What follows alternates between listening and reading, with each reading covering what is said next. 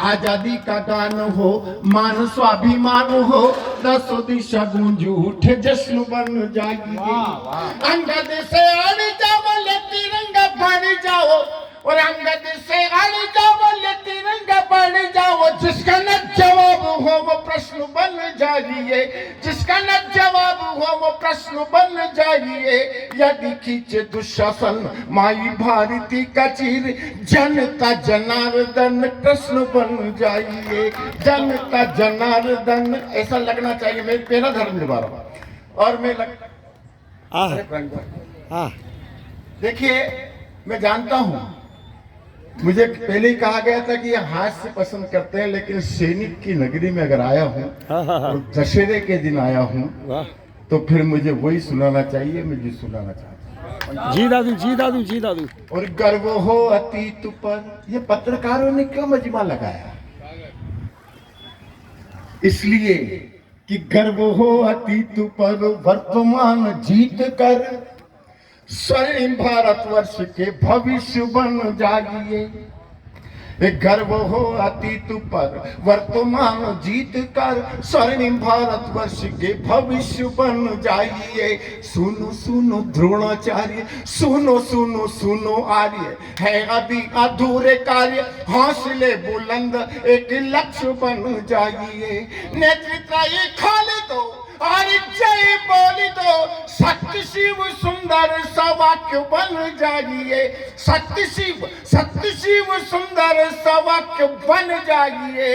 अरे खोल दो ये चोटियां, बांध लो ये मुट्ठियां, चंद्रगुप्त सुप्त है चाणक्य बन जाइए। चंद्रगुप्त। मैं कविताओं की व्याख्या नहीं करूंगा, अब मेरी भी परीक्षा और आपकी भी परीक्षा है। मैं अभी हमने 9 दिन तक माता की स्तुति की। मुझे सूचना में तो ये थी कि बहनों के लिए अलग बैठक व्यवस्था की है, और बहुत अच्छी बैठक व्यवस्था पत्रकारों ने की। मैं किसी का नाम नहीं ले रहा हूँ, अगर किसी एक का नाम ले लूंगा तो बहुत सारे पत्रकार हैं। मैं सबको प्रणाम करता हूँ और पंक्तियां दे रहा हूँ। देखिए, स्वागत बहनों के नाम, स्वागत जी दादा। क्योंकि इस मंच पर भी 3 कवित्रियां हैं, इसलिए हाँ। अरे रूखी सूखी खाई कर, कविता के लिए अगर आए हो तो कविता सुनकर जाना। अरे रूखी सूखी खाई कर, झोपड़ी बनाई कर, वस्त्र के अभाव में लंगोटियां लगाइए। और मिले चाहे नहीं मिले, कीजिएगा नहीं गिले, लोभ में दहेज के न गोटियां बिठाइए। और भरोसा नहीं कैसे कहूं, साथ देंगे बेटे बहू, और बुढ़ापे के लिए कुछ लाठियां बनाइए। बुढ़ापे के लिए कुछ लाठियां बनाइए। और तारे दिए दोनों कुल, भेजिएगा स्कूल, षष्ठी को बचाना है तो बेटियां बचाइए। षष्ठी को बचाना है तो बेटियां बचाइए। और जिस कविता के लिए मुझे बार बार मैं बहुत बहुत आभारी हूँ भाई शिव शैलेंद्र यादव का और बहन साधना का, कि इतने अच्छे लोगों में आज दशहरे के दिन मुझे अवसर दिया यहाँ कविता पाठ करने का। मैं सीधे सीधे एक कविता सुनाना चाहता हूँ। जी स्वागत है। और बंधुओं, एक नायक है मेरी कविता में। वो नायक एक सैनिक है, उसकी एक प्रेमिका है, एक नायिका है। वो अपनी नायिका से शादी का वादा कर लेता है, उसे हल्दी लग जाती है, मंडप हो जाता है, लगने की तैयारी हो रही है, और सीमा पर से टेलीग्राम आ जाता है कि तूने तुरंत सीमा पर पहुंचना है। उस प्रेमी के सामने, उस नायक के सामने 2 स्थिति है। एक तरफ उसका प्यार है, दूसरी तरफ उसका फर्ज है। एक तरफ उसका प्यार है, दूसरी तरफ उसका फर्ज है। एक तरफ उसका वादा है और दूसरी तरफ उसका वतन है। वो शादी के मंडप में अपनी प्रेसी को जो जवाब देता है, इस नगर के जितने भी सैनिक हो, वो रहे हो या नहीं रहे हो, वर्तमान में भी है, उन सबको प्रणाम करना। वो क्या जवाब देता है शादी में। मैं चाहता हूं इस प्रकार की कविताएं आजकल के मंचों पे होती नहीं है, लेकिन एक बार आप ताली बजा दें तो मुझे लग जाएगा कि मैं सही जगह कविता पाठ कर रहा हूं। बस जय क्या हो। जवाब देता है। मैं तो ये सोच रहा कि एक कविता के लिए एक श्रोता उठता है तो मुझे पूरी जाजम खाली करने में कितनी कविताएं पढ़ना पड़ेगी। पंक्तियां देखिए। स्वागत है दादा। एक रचना दे रहा हूं। हाँ, क्या जवाब देता है। वादा और वतन। अब आपने कभी पूरे कवि सम्मेलन में ऐसे ही सुना हो, ताली नहीं बजाई हो, तो इस राष्ट्र के नाम पर, उस सैनिक के नाम पर आपका हाथ जरूर खुलना चाहिए। जवाब सुनिएगा। एक शादी के मंडप में अपनी प्रेसी को जवाब दे रहा है। एक तरफ मेरा वादा है, पंक्ति पंक्ति पर आशीर्वाद चाहूंगा।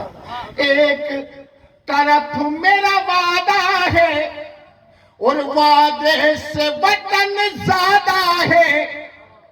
इस समय नहीं है सुन सजनी, मैं बात तेरी मंजूर करूं। भारत माँ के आंसू पोछूं या मांग में तेरी सिंदूर इसका इको कम कर दो। भारत माँ के आंसू पोछूं या मांग में तेरी सिंदूर भरूं। और पंक्तियां देख ली। तेरे दामन में भरूं सितारे या भूखों का पेट भरूं। किसी दुखिया की आह सुनूं या तुझसे आकर भेंट करूं।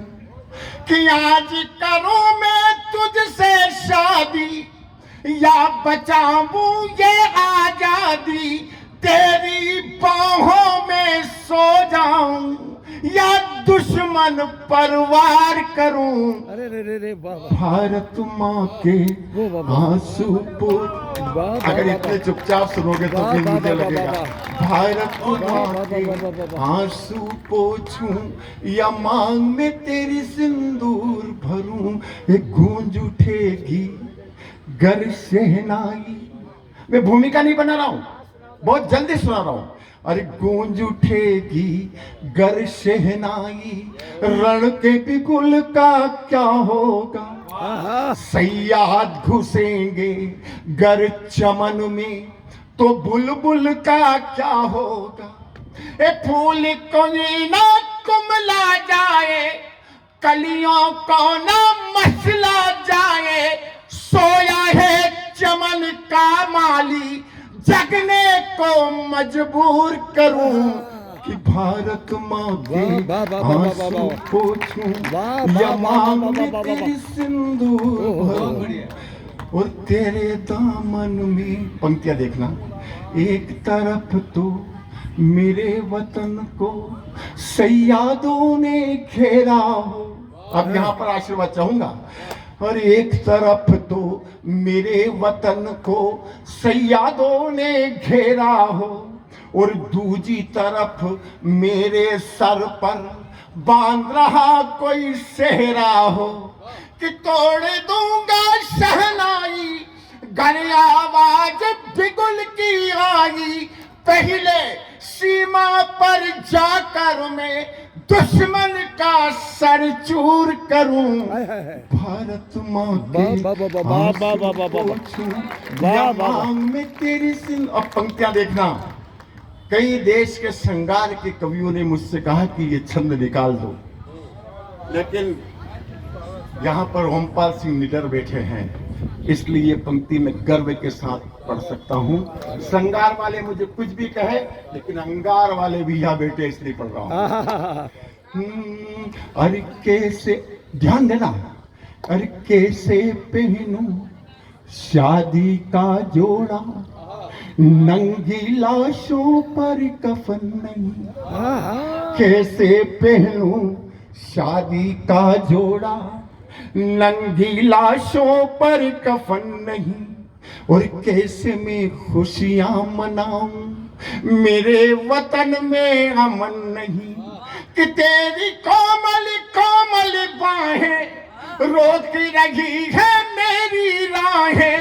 हट जा राह से सजनी, या ठोकर से दूर करूं।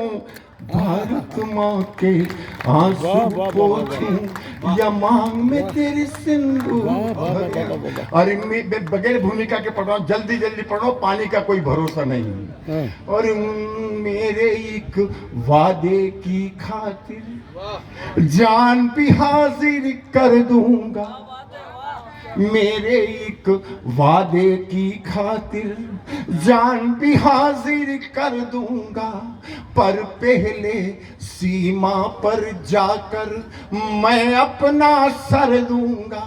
अरे कौन कहेगा मुझे अभागन, पल पहले सीमा पर जाकर मैं अपना सर दूंगा। पर पहले सीमा पर जाकर और पहले अपना सर दूंगा। और तेरा नाम अमर कर दूंगा। तेरा नाम अमर कर दूंगा। पर वतन को मशहूर करूं। भारत माँ के आंसू पोंछूं। और अंत में वो नायिका का क्या जवाब था? दोस्तों, मैंने नायक के लिए 5 छंद लिखे। अगर लगे कि नायिका का एक छंद ही उस पर भारी है तो उस नायिका को भी प्रणाम करना। वो नायिका भी एक भारतीय नारी थी। क्या जवाब देती है? अरे चलो सजन सीमा पे चले, मैं भी साथ निभा दूंगी। चलो सजन सीमा पे चले, मैं भी साथ निभा दूंगी। और जहां गिरेगा तेरा पसीना वहां खून बहा दूंगी। अरे कौन कहेगा मुझे अभागन, जन्म जन्म तक रहूं सुहागन। अब एक तमन्ना मेरी, मैं भी तेरे साथ मरूं।